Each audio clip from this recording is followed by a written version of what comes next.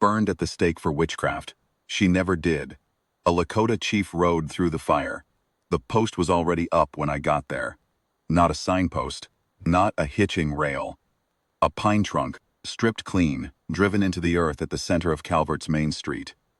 Maybe 20 feet tall. They'd notched it near the top so the rope would hold. I sat my horse at the edge of the crowd and looked at that post a long time before I looked at anything else. My name is Tikonka Ska, White Bull, though the traders had been calling me Thomas since I was 17 and finally stopped, correcting them.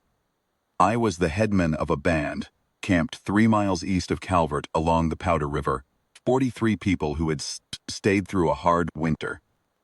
Because I had told them the town would be fair, I had traded with Calvert's merchant Edison for 6 years. I had kept my young men back from raids that some of them wanted badly. I had buried 2 of my own people that winter without raising a complaint, because the cold takes who it takes, and I knew the white settlers had buried children of their own. I thought I knew what fair looked like. Standing at the base of that post, hands bound behind her with rope twisted twice around her wrists, was Winunghea. She was not my wife. She was the band's healer. A woman of maybe 35 winters, small and very still, gray, already threading into her black hair, at the temples. She'd gone into Calvert 4 days before to trade willow bark and dried yarrow for salt, which we needed, and needles, which 2 of the women needed worse. She hadn't come back. I had sent 2 of my riders to ask, and they came back, saying they'd been met at the edge of town by men with rifles and told to go. That was 3 days ago. I had spent those days trying to find out through Edison what was happening, and Edison had sent word back through a relay of nervous riders that it was a town matter and didn't concern me. A child had died. I learned the shape of it piece by piece over those 3 days. A settler family named Creel. The father was a man who hauled freight, had a boy who'd gotten sick with fever in late winter. High fever, the kind that comes fast and burns hard. Winunghea had been in Calvert on a prior trip when the boy first fell ill, and the Creel mother, desperate and with no doctor in town, had brought the boy to her at Edison's store. Winunghea had examined the boy, given the mother willow bark tea and instructions for cold compresses, and told her the boy needed to sweat the fever out, that she should keep him warm and give him water and not let him sleep too long at a stretch. The boy lived another week. Then he didn't. I don't know what fever it was. Could have been anything. Could have been the kind that kills half the children it touches, no matter what anyone does. Winunghea had seen it before, and I'd seen her lose a patient before. And it was a grief she carried quietly, without letting it shake her hand.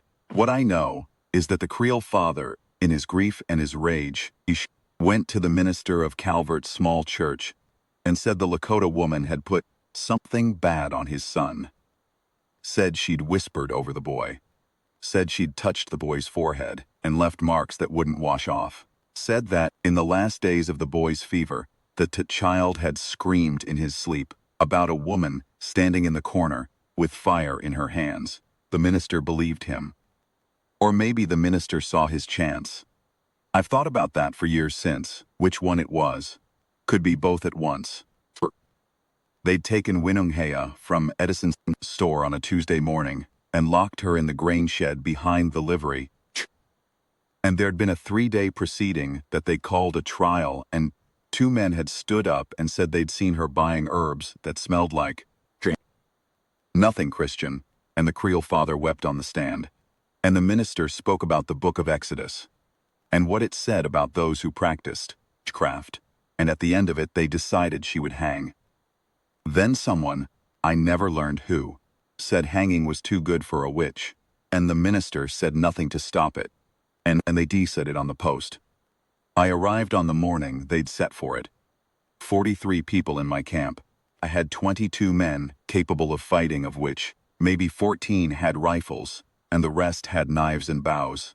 The town of Calvert had at any given time 60 to 80 adult men, some of them veterans of the war that had ended 11 years before, most of them armed.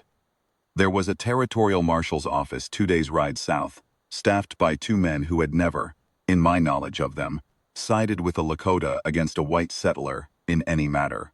I had ridden in alone. I want to be clear about that, because it mattered. I left before first light without telling my riders where I was going. I took my hunting horse, the gray, because he was steadier than the war horse, and I needed steady. I carried my rifle in its scabbard and my knife on my hip, and I wore no paint. The point was not to look like a war party of one. The point was to look like exactly what I was. A man who had come to speak. Winunghea saw me before most of the crowd did. Her eyes found me across the street, and I couldn't read what was in them from that distance. She didn't drop her gaze, and she didn't look away.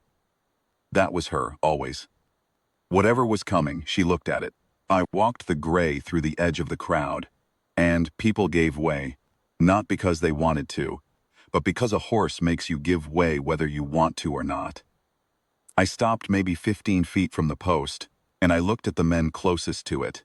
The minister, whose name was Alcott, and two men holding torches, and the Creole father standing slightly apart, with his arms crossed and his face a ruin of grief. I said, in English, loud enough for the square to hear, "I want to speak to Edison." Someone in the crowd said something I didn't catch. A few people laughed. Alcott said, "This is no business of yours, Thomas." I said, "Her name is Winunghea, and she is one of my people, and I am making it my business." I had spoken to large groups of men before, to my own council, to other headmen, to territorial officials, with too much authority and too little patience. I knew what it felt like to speak into a space where people have already decided what they think. This was different. The anger in that crowd was a living thing.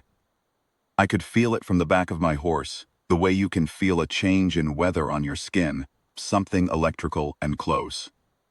Edison came through the crowd from somewhere behind me. I heard his boots on the packed dirt before I saw him, and when he appeared, he looked smaller than I remembered him. Or maybe it was just that the crowd made everything smaller by comparison. He was a man of 50 or so, square-built, and he had dealt honestly with me for 6 years. I could see on his face that he was afraid, and I could see that the fear was not of me. He stopped beside my horse and looked up. He said, quiet enough that only I could hear, "Thomas, you need to go back to your camp," I said. "What did she do wrong?" He closed his eyes for a moment. Then he said, "The Creole boy died." "Children die," I said. "I know that." "What did she do wrong?" I said again. He opened his eyes. He looked at Winunghea at the post, then back up at me. He said, "Nothing. She didn't do anything wrong." I said that. At the proceeding I said it.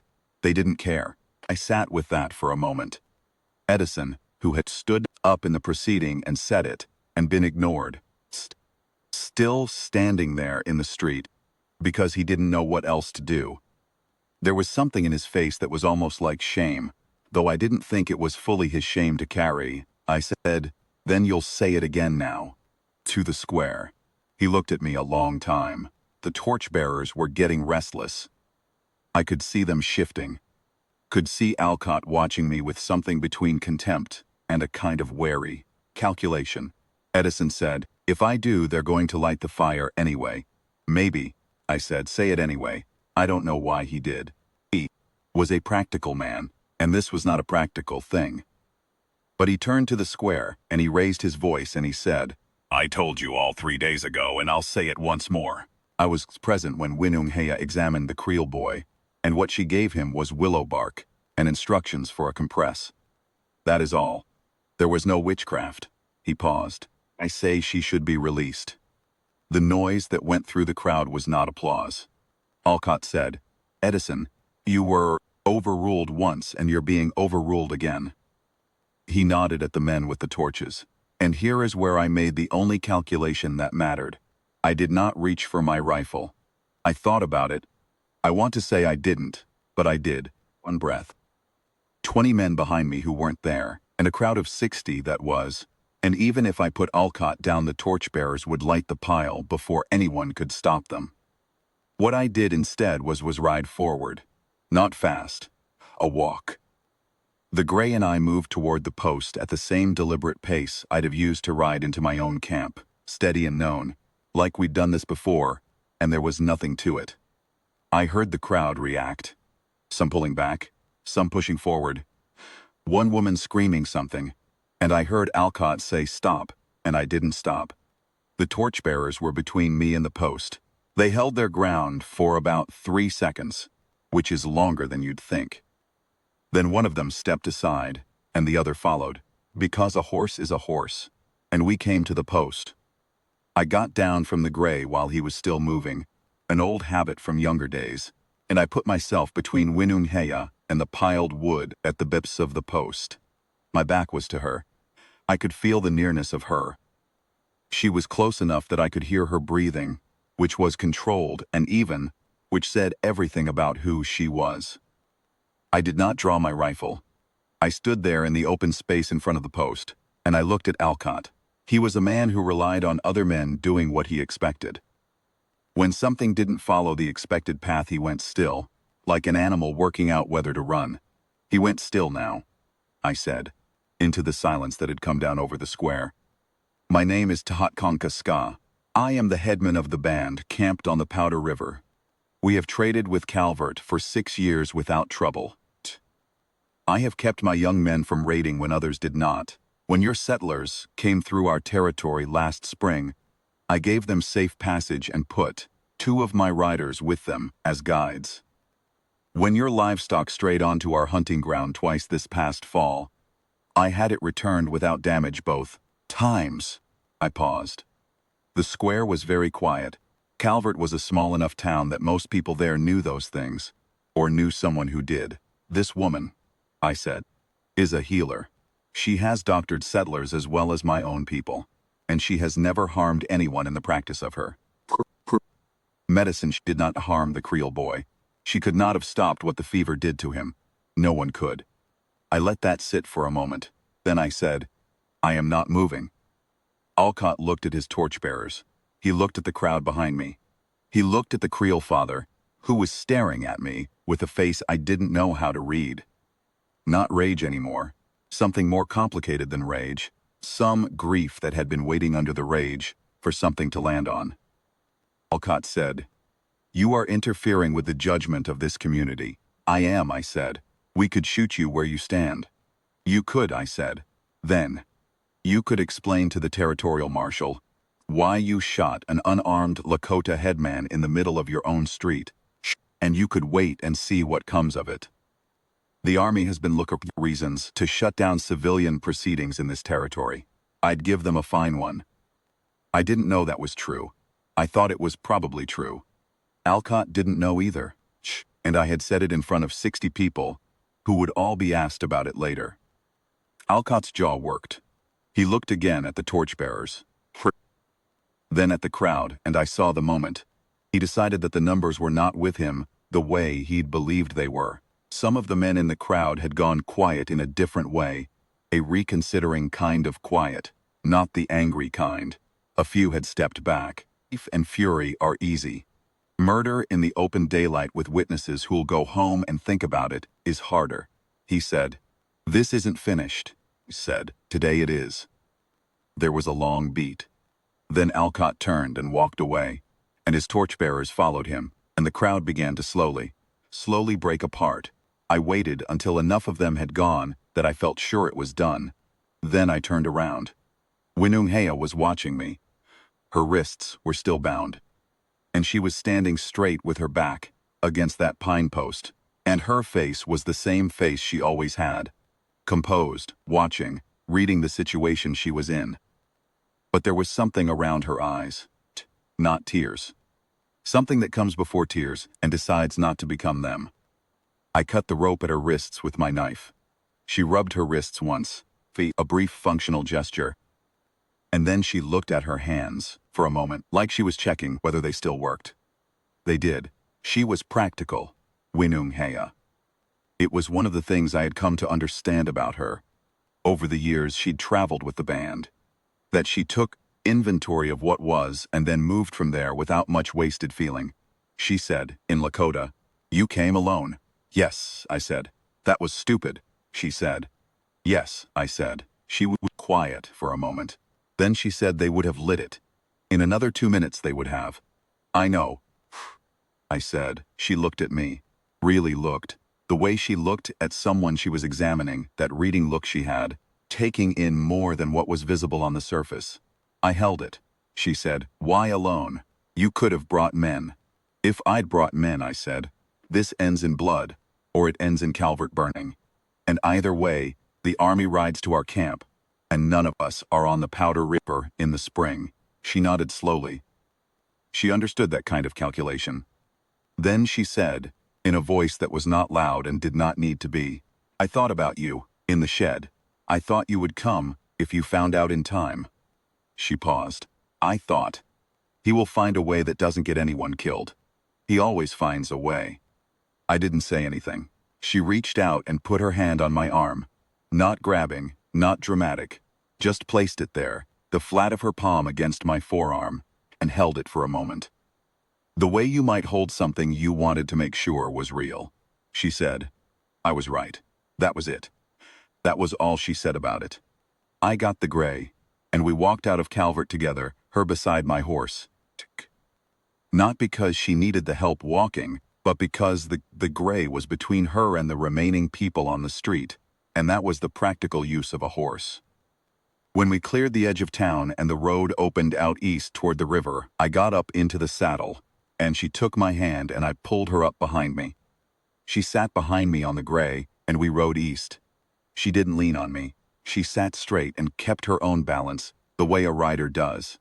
But after a while, when the town was well behind us, and there was nothing around us but the empty spring country, brown grass coming up through the last gray patches of snow, sky the color of pewter, a couple of hawks working the updrafts over the bluffs to the south. After a while she did lean. Slowly, like something that had been braced for a long time finally easing down. Her forehead against the back of my shoulder. I didn't say anything. I let the gray set his own pace. There was a sound she made then, very small, that I wasn't sure I was supposed to hear. Not quite crying. More like a sound that had been held in for 4 days and needed somewhere to go. I kept my eyes on the road and I rode east. We made camp that night where the band's fires were, and people came out to meet us when they heard the horse, helping her down before I'd even pulled up full, and she was among them then. And I was outside it, the way you're always outside. Crowd that's taking care of someone else. I unsaddled the gray, and watered him and picketed him with the other horses, and then I built up my own fire and sat beside it. After a time, Winunghea came and sat across from me. She had changed into dry clothes, and someone had given her food, and her wrists had been wrapped where the rope had cut. She looked the same as she always looked, which is to say capable and watchful. She looked at me across the fire. She said, "The Creole boy. I've been thinking about what more I could have done." "Nothing," I said. "I know," she said. "I know that. But you think about it anyway." "Yes," I said. She stared into the fire, then she said, "Edison spoke for me in the proceeding. He told me," I said. "He told me today." "Nobody else did," she said. "Just Edison." I said, "And you?" He looked at me. I said, "You didn't bow. I could see you from the street. You stood straight." She was quiet for a moment then. What else was I going to do? That was Winunghea. What else was I going to do? As though standing straight at the stake was simply the obvious thing. The only reasonable response to an unreasonable situation. I fed fire another piece of wood. Somewhere, out, past the horses, a night bird called once and then was quiet. She said, "Alcott will try something else." "Eventually," I said. "That's true. So what do we do?" I thought about it. I had been thinking about it since the ride back. Turning it over the way you turn a problem in your hands. Looking for the angle that fits. "We move camp," I said. "Not far, upriver, away from Calvert's direct reach. I've been thinking about that ground above the second bend. There's spring water there and enough grazing." I paused. "I should have done it sooner." "You thought it would be all right," she said. Not a criticism. Just a statement. "I thought it would be all right," I said. She looked at me across the fire. She said, "You couldn't have known." "Maybe," I said. "You kept the peace here for 6 years," she said. "You kept our people on this river. That was real. What happened to me, that was their failure, not yours. I heard her. I want to say I believed her right away in that moment. But I didn't, not all of it. Some of it I'd be working on for a long time. But I heard her. She said, "I'm going to tell you something." She looked at the fire, then back at me. When I was in that shed, when they came and told me the verdict, She stopped. Tried again. I have seen a lot of things in this work. I've sat with people while they died. I've watched children.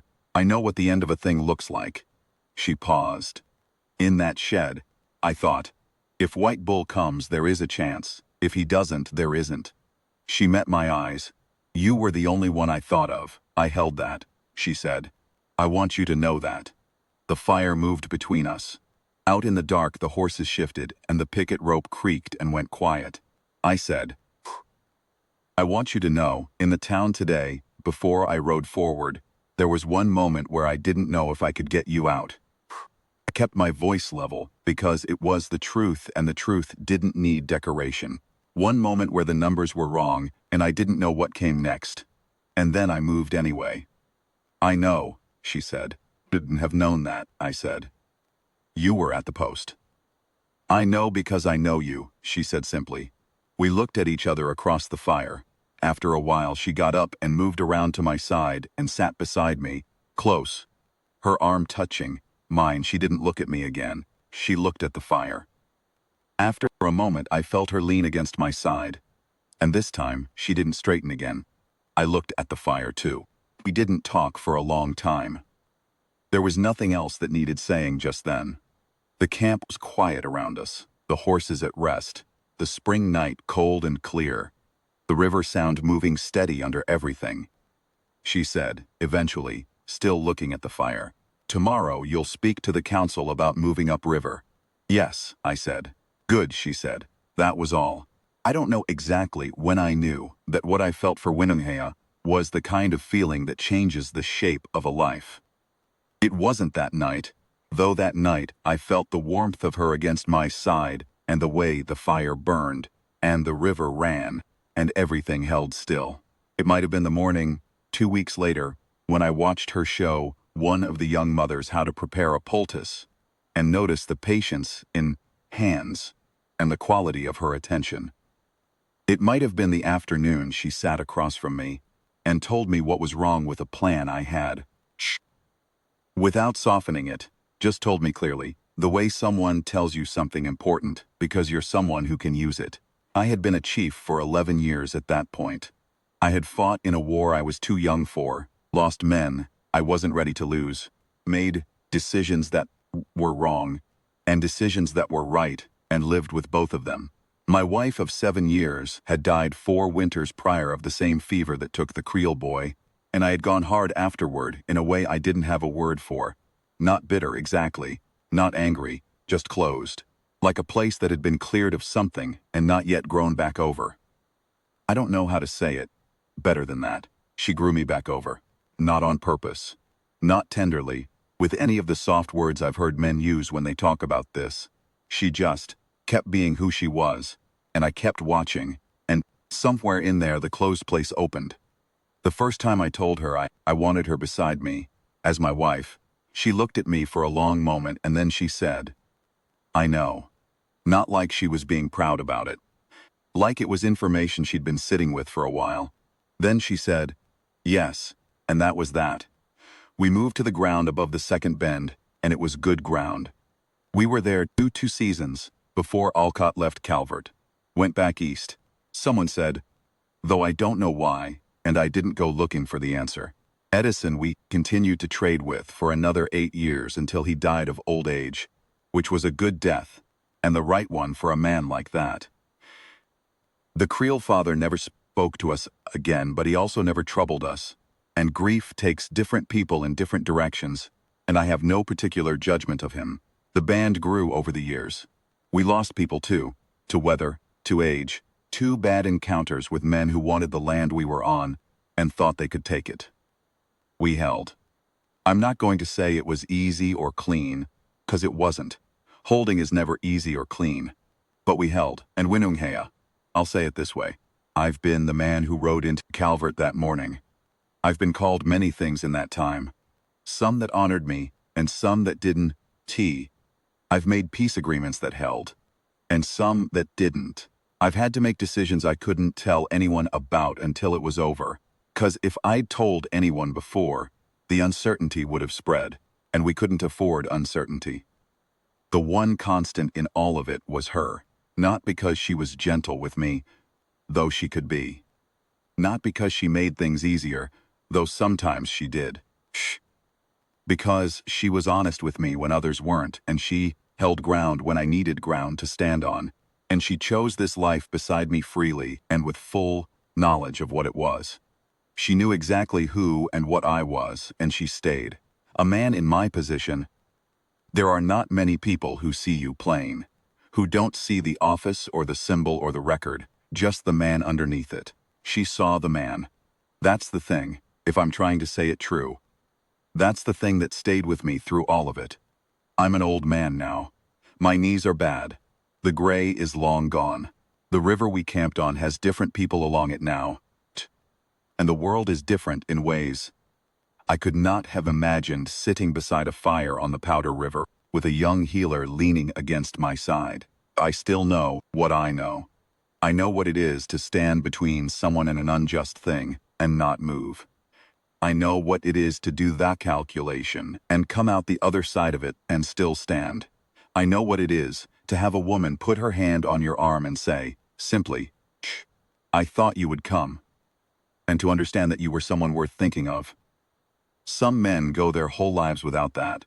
I didn't.